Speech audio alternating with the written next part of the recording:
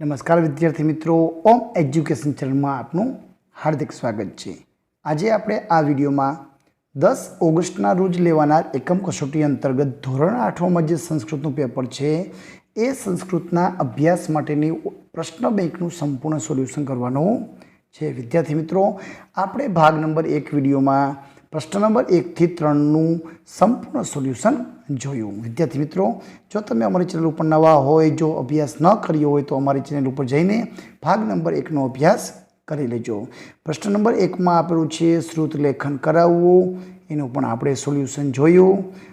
પ્રશ્ન નંબર 2માં છે શબ્દ ઉપરથી વાક્ય બનાવો, તેનું પણ આપણે ભાગ નંબર 1માં સોલ્યુશન કરેલું છે। પ્રશ્ન નંબર 3માં છે કે નીચેના વાક્ય ગુજરાતીના સંસ્કૃતમાં અનુવાદ કરો, એનું પણ આપણે સોલ્યુશન કરેલું છે।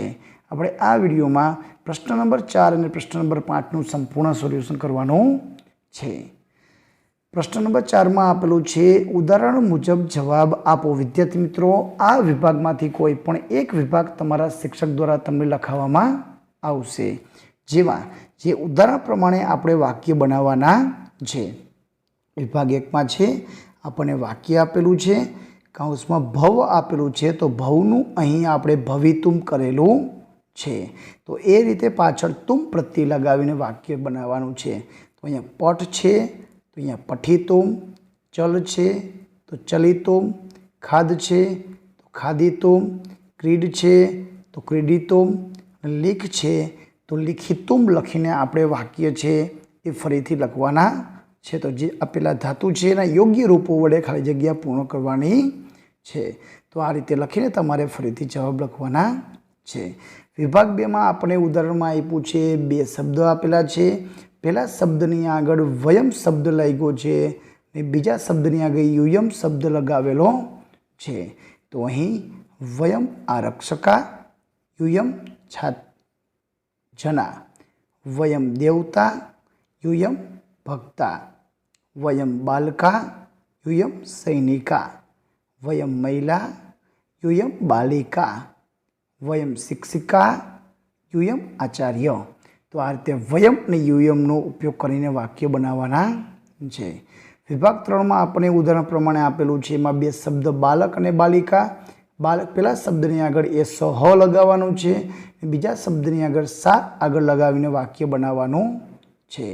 તો એ સહ મૌલિક સા દેવ્યા, એ સહ ગોવિંદ સા સૌમ્યા, એ સહ પ્રતિક સા જાહ્નવી, એ સહ શિવ સા માલવિકા, એ સહ છાત્ર સા છાત્રા। તો આ રીતે એસો અને સાનો ઉપયોગ કરીને આપણે વાક્ય બનાવવાના છે। એના પછી નંબર 4માં ઉદાહરણમાં આપેલું છે સસકા, તો અહીંયા એતે શબ્દ અને બીજા શબ્દની આગળ એતા શબ્દ, એતે અને એતાનો ઉપયોગ કરીને વાક્ય બનાવવાના છે। તો એતે બાલકા, એતા મહિલા, એતે યુવકા, એતા શિક્ષિકા, એતે સૈનિકા, એતા બાલિકા, એતે દેવતા, એતા માલા, એતે જના, એતા લતાહ। તો આ રીતે વાક્ય બનાવવાના છે।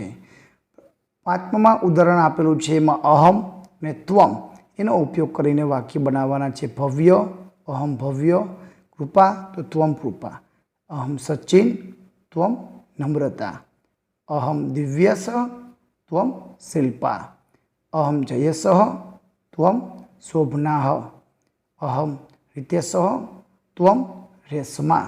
તો આ રીતે આપણે જવાબ લખવાનો છે। આગળ જોઈએ, પ્રશ્ન નંબર 5માં આપેલું છે આપેલ ગદ્યખંડ વાંચીને આપેલા પ્રશ્નોના જવાબ સંસ્કૃત ભાષામાં લખવાના છે। તમને અહીં એક પેરેગ્રાફ આપેલો હશે, એ પેરેગ્રાફનો અભ્યાસ કરીને પ્રશ્નના જવાબ લખવાના છે।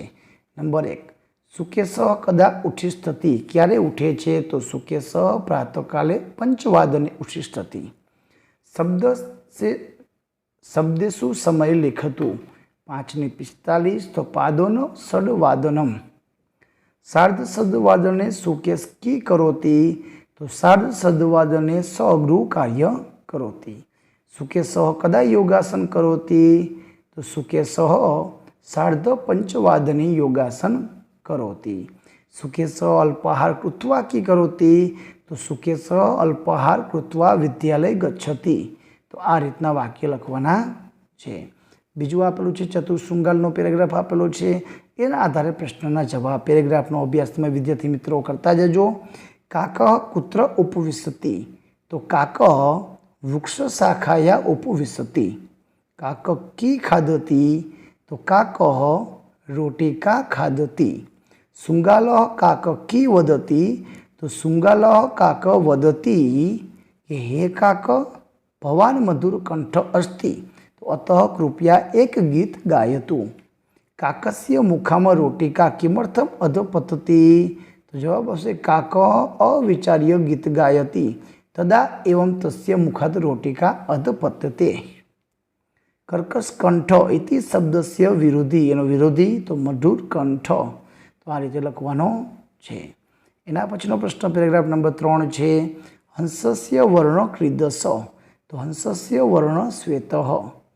काकः सरोवरे स्नान करोति बालक खाली जग्याए स्नान करोति तो जलाशयनु जलाशये लखवानुं छे जलाशय।